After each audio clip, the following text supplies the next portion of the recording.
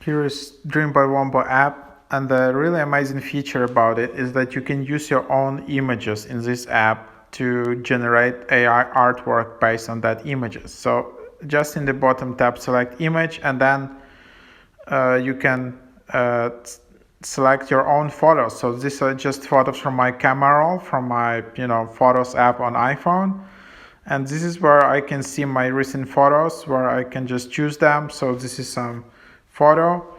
I can choose it. I can, so I just gave access to photos from my camera. I can adjust influence of these photos. Do I want to use this image have minor influence, default influence, or major influence? Just have that, and then I can type anything. I can just, add something like this, and then basically using photo from my camera roll, I can just generate a new AI artwork.